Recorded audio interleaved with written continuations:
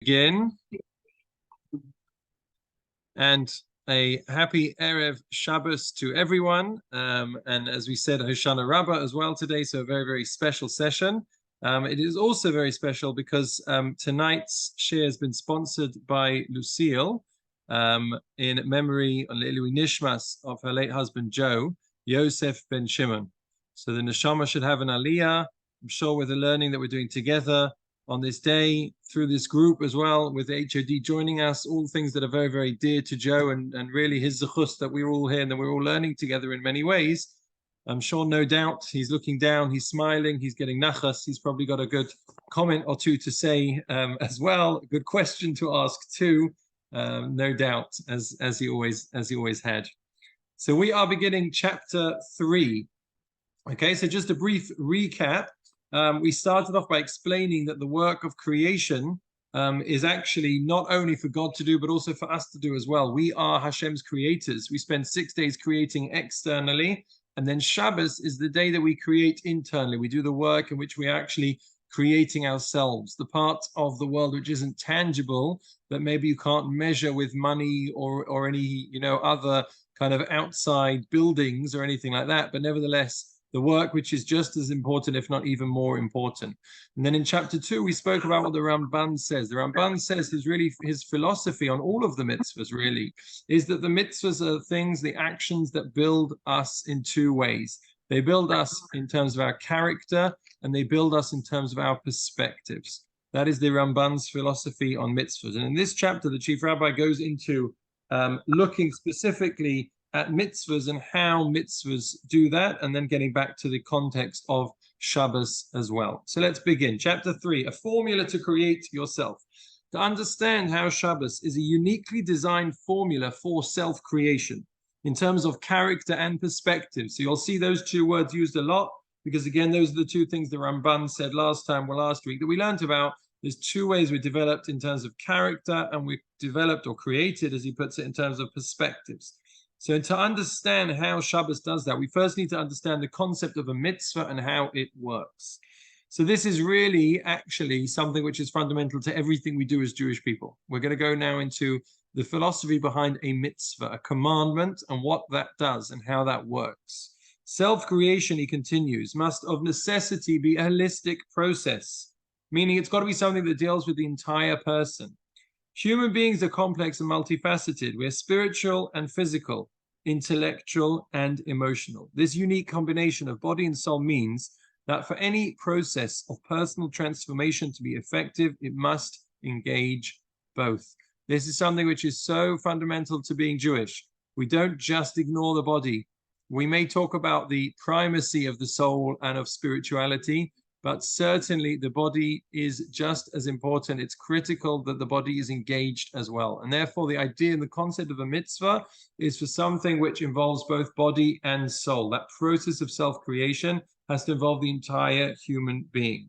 He continues, this idea lies at the heart of the concept of a mitzvah, literally translated as commandment.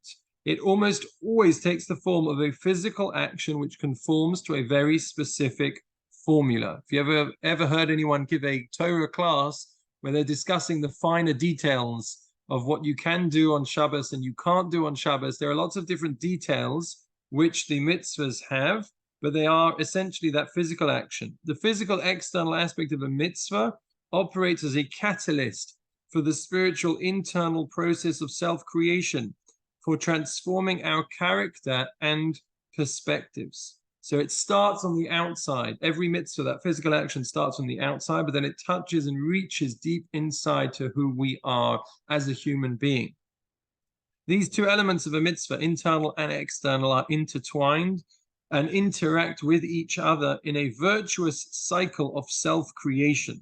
Meaning there's this constant cycle where the actions that a person is doing are, if you like, developing and creating themselves and their inner self, with external actions catalyzing internal change, which in turn inspires further positive actions. So there's this wonderful cycle, if you like, where the external action then drives internal change. And then the person looks around and says, oh, maybe there's something else that I can do, which leads to another external action, which then catalyzes further internal change. And it's this constant upward spiral.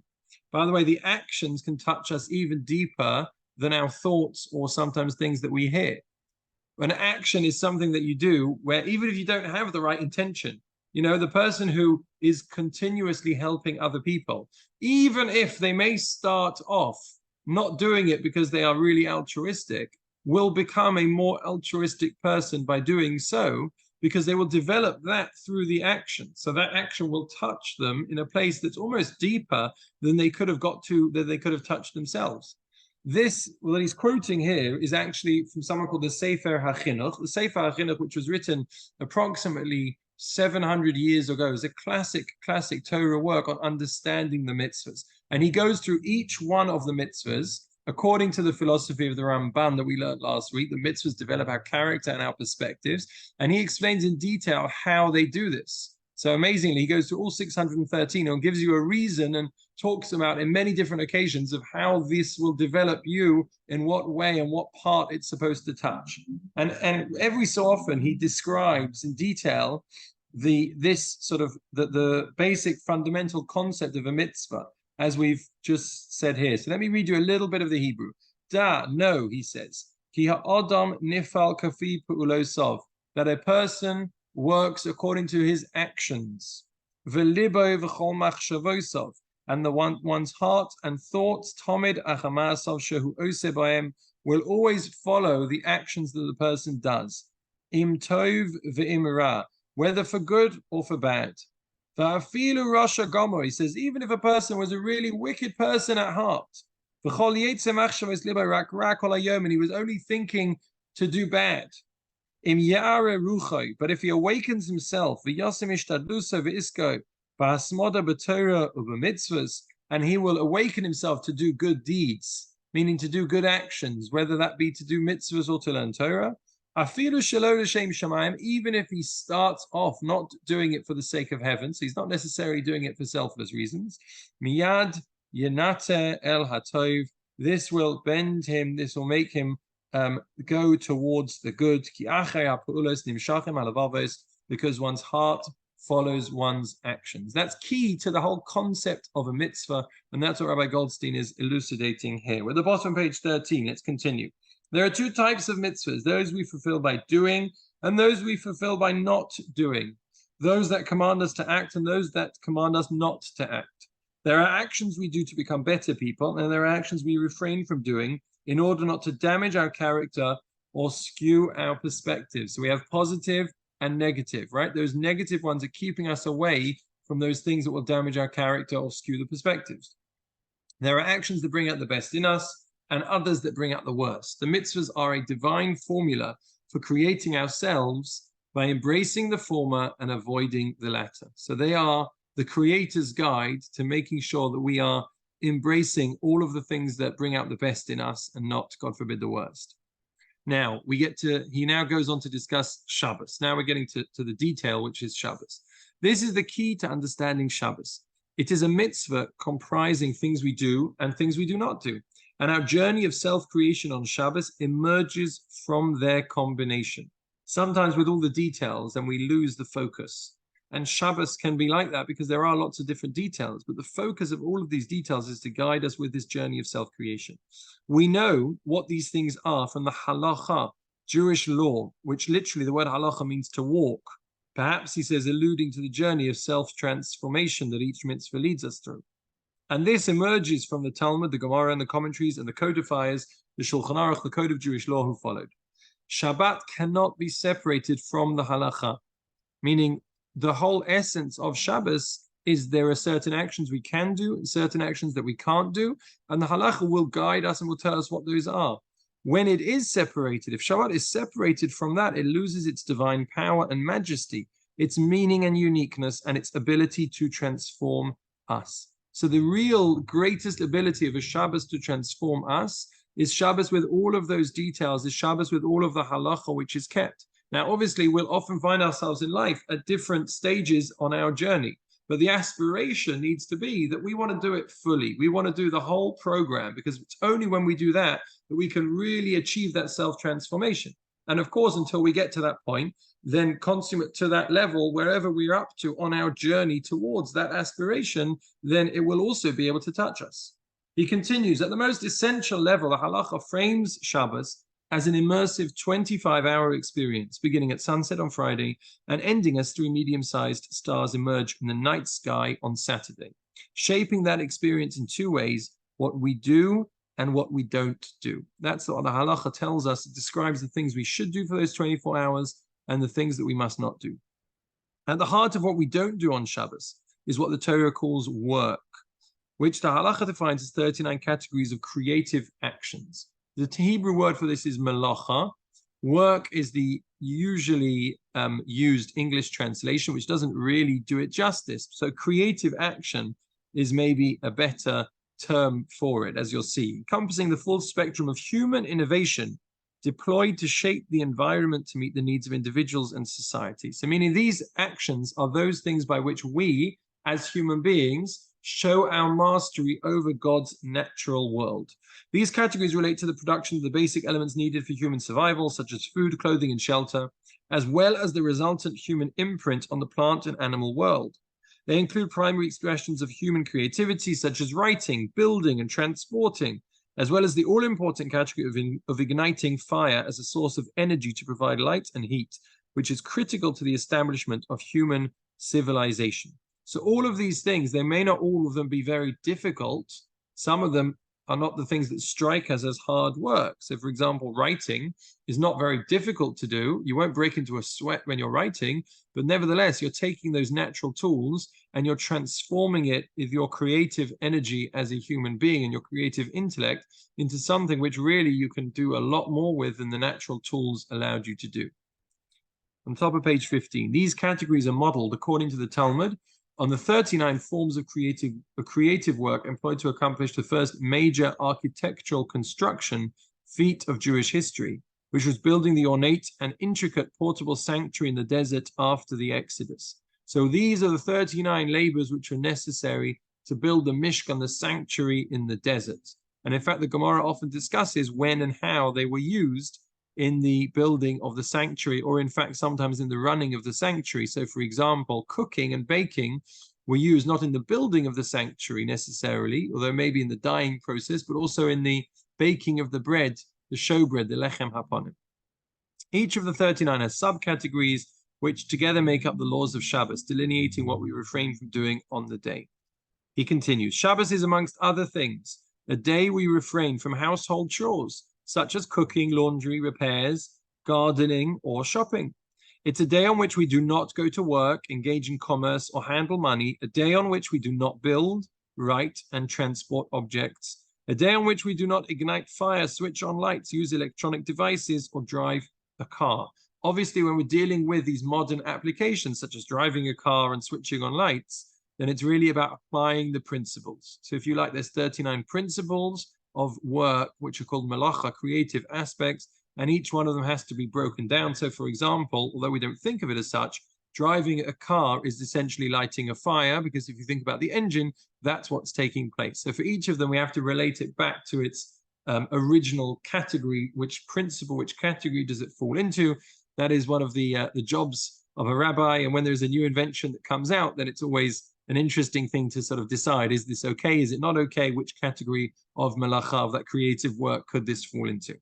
He continues, the other dimension of Shabbos that shapes us is the actions that we do, the positive experiences we curate under the direction of the halacha.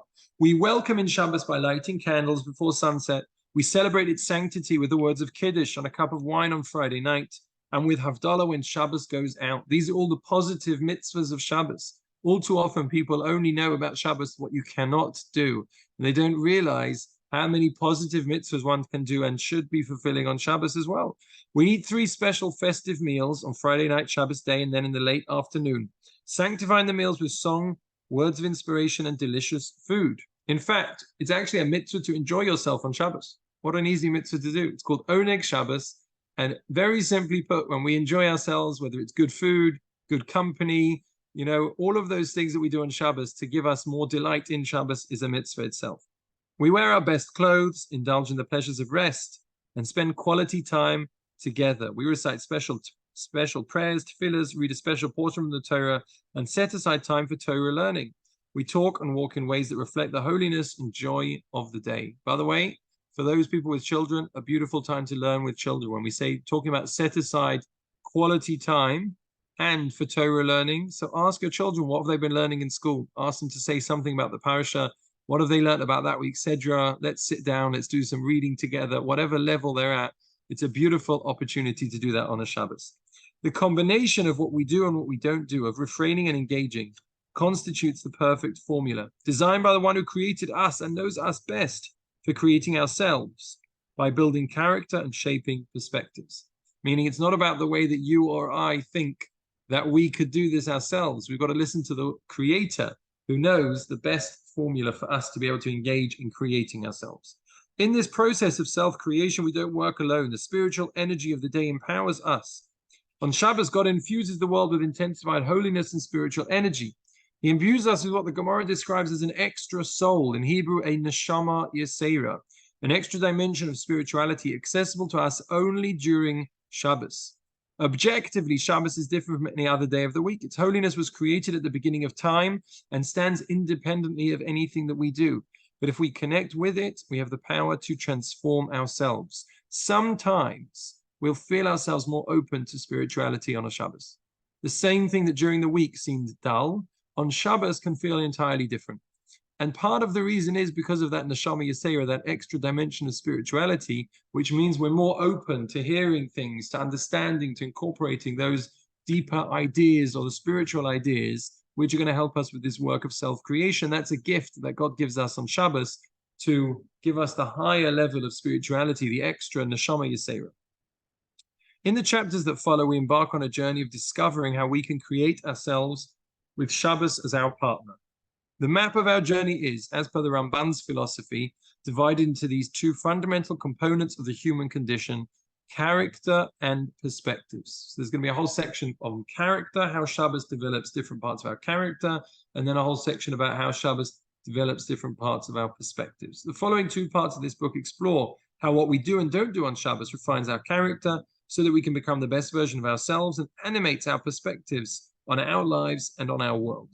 The next part looks at how self-creation itself leads to happiness and how Shabbos grants us a divine recipe for creating true and lasting happiness. And in the final part of the book, we reflect on the impact of Shabbos, its power to transform our lives and even to change the world. Let the journey begin. Well done, everyone. That is the end of really the first three chapters. There are kind of the introduction to the whole book. And from next week, we will begin the work, which is describing character, and that will begin from chapter 4 next week. Thank you again to